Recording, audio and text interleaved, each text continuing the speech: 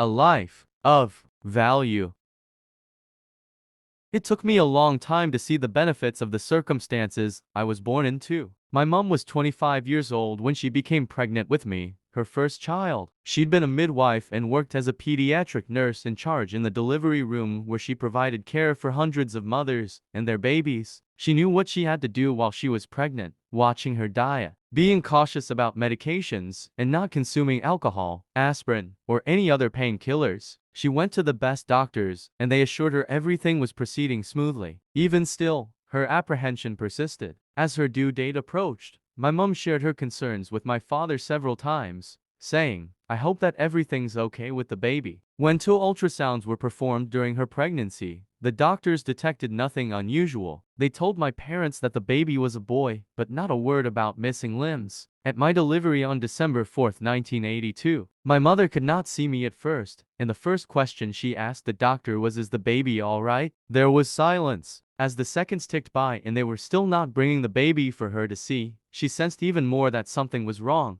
Instead of giving me to my mother to hold, they summoned a pediatrician and moved off to the opposite corner, examining me and conferring with each other. When my mom heard a big, healthy baby scream, she was relieved. But my dad, who had noticed I was missing an arm during the delivery, felt queasy and was escorted out of the room. Shocked at the sight of me, the nurses and doctors quickly wrapped me up. My mother, who'd participated in hundreds of deliveries as a nurse, wasn't fooled. She read the distress on the faces of her medical team, and she knew something was very wrong. "What is it? What's wrong with my baby?" she demanded. Her doctor would not answer at first, but when she insisted on a response, he could offer my mother only a specialized medical term. "Phocomelia," he said. Because of her nursing background, my mother recognized the term as the condition babies have when they are born with malformed or missing limbs. She simply couldn't accept that this was true. In the meantime, my stunned dad was outside, wondering whether he had seen what he thought he saw. When the pediatrician came out to speak to him, he cried out, "My son, he has no arm." "Actually," the pediatrician said as sensitively as possible, "your son has neither arms nor legs." My father went weak with shock and anguish. He sat stunned, momentarily unable to speak before his protective instincts kicked in. He rushed in to tell my mother before she saw me, but to his dismay he found her lying in bed, crying. The staff had already told her the news. They had offered to bring me to her, but she refused to hold me and told them to take me away. The nurses were crying. The midwife was crying. And of course, I was crying. Finally, they put me next to her, still covered, and my mom just couldn't bear what she was seeing, her child without limbs. "Take him away," she said. "I don't want to touch him or see him." To this day my father regrets that the medical staff did not give him time to prepare my mother properly. Later, as she slept, he visited me in the nursery. He came back and told Mom, "He looks beautiful." He asked her if she wanted to see me at that point, but she declined, still too shaken. He understood and respected her feelings. Instead of celebrating my birth, my parents and their whole church mourned.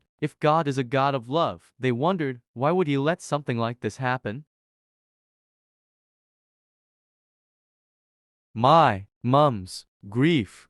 I was my parents' firstborn child. While this would be a major cause for rejoicing in any family, no one sent flowers to my mom when I was born. This hurt her and only deepened her despair. Sad and teary-eyed, she asked my dad, "Don't I deserve flowers?" "I'm sorry," Dad said. "Of course you deserve them." He went to the hospital flower shop and returned shortly to present her with a bouquet. I was aware of none of this until the age of 13 or so, when I began to question my parents about my birth and their initial reaction to my lack of limbs. I'd had a bad day at school, and when I told my mom, she cried with me. I told her I was sick of having no arms and legs. She shared my tears and said that she and my dad had come to understand that God had a plan for me, and one day he would reveal it. My questions continued over time, sometimes with one parent, sometimes with both. Part of my search for answers was natural curiosity, and part of it was in response to the persistent questions I'd been fielding from curious classmates. At first, I was a little scared of what my parents might tell me,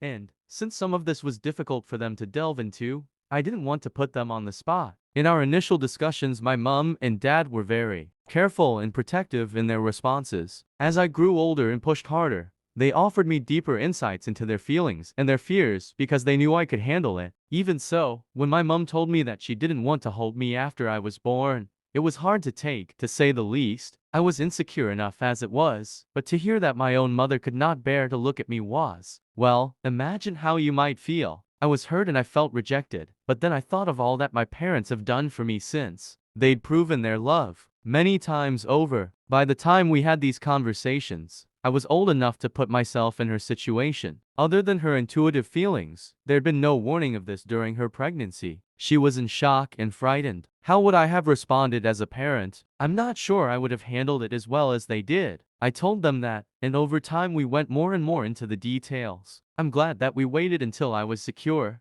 knowing deep in my heart of hearts that they loved me. We've continued to share our own feelings and fears, and my parents have helped me understand how their faith enabled them to see that I was destined to serve God's purpose. I was a fiercely determined and mostly upbeat child. My teachers, other parents, and strangers often told my parents that my attitude inspired them. For my part, I came to see that as great as my challenges were, many people had heavier burdens than mine. Today in my travels around the world, I often see incredible suffering that makes me grateful for what I have and less inclined to focus on what I may lack. I have seen orphan children with crippling diseases, young women forced into sexual slavery, men imprisoned because they were too poor to pay a debt. Suffering is universal and often unbelievably cruel. But even in the worst of slums, and after the most horrible tragedies, I have been heartened to see people not only surviving but thriving. Joy was certainly not what I expected to find in a place called Garbage City, the worst slum at the edge of Cairo, Egypt. The Manshiat Nasser neighborhood is tucked into towering rock cliffs. The unfortunate but accurate nickname in the community's rank-order come from the fact that most of its 50,000 residents sustain themselves by combing through Cairo, dragging its garbage there, and picking through it. Each day they sort through mountains of refuse pulled from a city of 18 million residents, hoping to find objects to sell, recycle, or somehow make use of. Amid streets lined with garbage piles,